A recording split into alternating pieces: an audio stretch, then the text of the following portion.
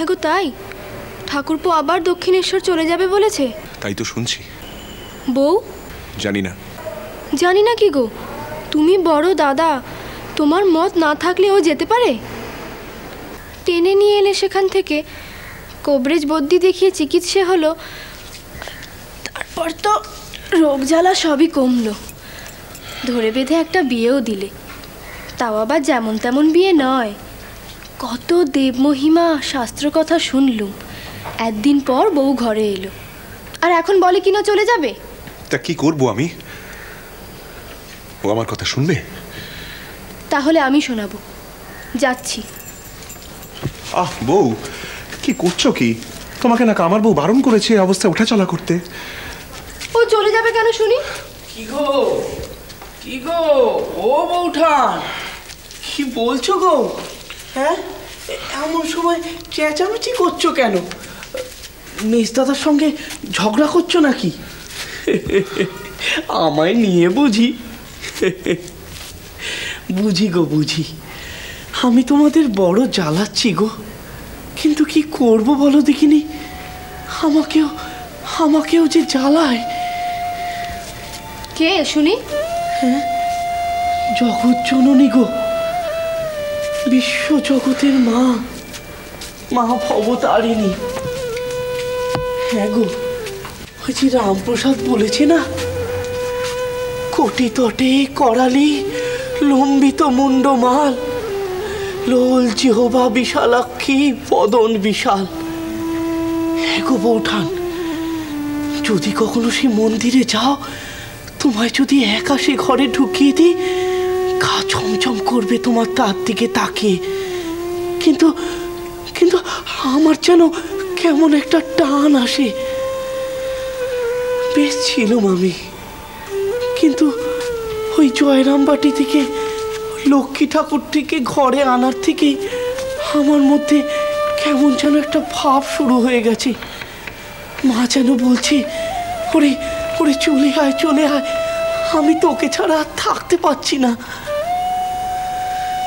আর তাছাড়া এখানে এভাবে মেজদাদার ঘাড়ে শুয়ে বসে দিন কাটাচ্ছি, সংসারও তো বড় হচ্ছে নাকি।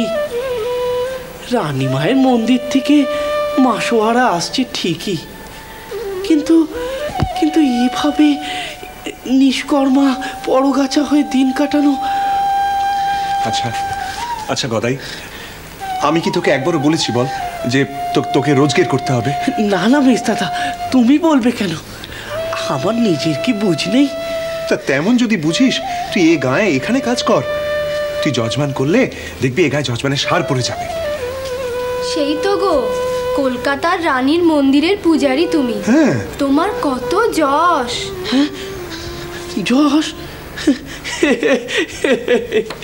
যশ কি গো বউটার, যশ কি গো? আমি সাধনা করতে চাই গো, সাধনা করতে চাই। এই সমস্ত যশ কাঞ্চন সব পার্থিব বিষয়, ওসব আমি চাই না গো, ওসব আমি চাই না। তা তুই কি করবি? কি করবি তুই? ওই সাধু সাধক সন্ন্যাসী হবি? তুমি রাগ করছো মেজদাদা শুধু মধু? আমি শুধু শুধু রাগ করছি? হ্যাঁ গো, শুধু শুধু। কি করব বলো, আমার যা মন চায় আমি তো তাই করি। সেই যে গো পর্দাদা আমায় কলকাতা নিয়ে গেল, আমি ইচ্ছে করলে তখন থেকেই তো চাল কলা বিদ্যে চালু করতে পারতুম। তখন তো আমি মন্দিরে লাগুও হইনি,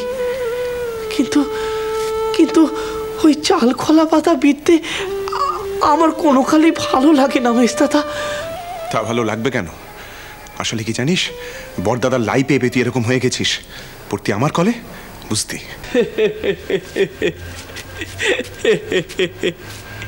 কি করতে তুমি? তোমার চিত্তির আমি জানি না, মায়ের কাছেও শুনেছি, বড়দাদার কাছেও শুনেছি। কি শুনেছিস তুই? কি হচ্ছে কি? মা শুনতে পেলে কিন্তু দুজনকেই দেবে। না, তুই বল কি শুনেছিস। তোমার বিষয় বুদ্ধি নেই। ছোটবেলায় ঘরে চাল কাঁসা নিয়ে দান করে দিতে, গ্রামে সাধু সন্ত এলে তাদের পেছন পেছন ঘুরে বেড়াতে।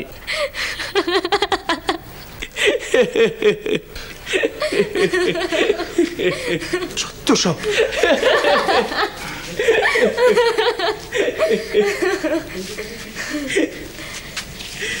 দেখো দেখিনি, এত দুঃখের মধ্যেও তুমি হাসিয়ে দিলে। তোমার মেজদাদা আমার ওপরও রেগে গেল। না গো বৌঠান, আসলে কি জানো, আমার মেজদাদাটা এমনই, বড় সরল, বড় সোজা।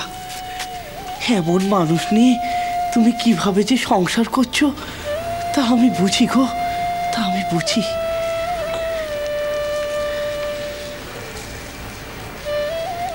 বলছো? হ্যাঁ গো বৌঠান, বুঝি। সব দিক সামলে ওকে নিয়ে তোমার চলতে হয়।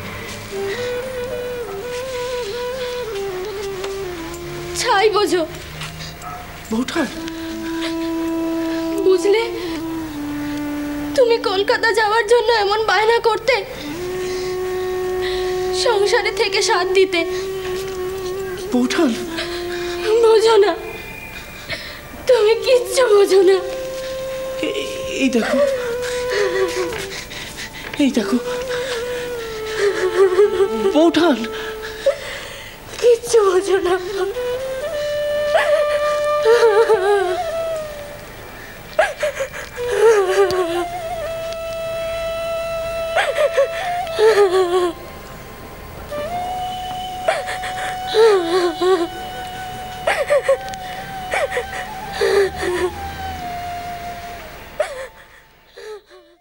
আমি জানি ভক্তির বিশ্বাস অতল গো। যতই ভাববে ততই ডুববে। দোষ নিও না মা, দোষ নিও না। ওই তার লীলে জগৎ যেকালে মজে, সেকালে তার ঘর কি বাদ যাবে গো? তুমি গর্ভধারিণী মা ঠিকই, কিন্তু সেও তো জগৎপতি গো। আর 5টা মা ছেলের চেয়ে তোমার জোর আলাদা। তাই? হ্যাঁ গো। তাই সে ঘর ছেড়ে চলে যায় বারবার। আর ওই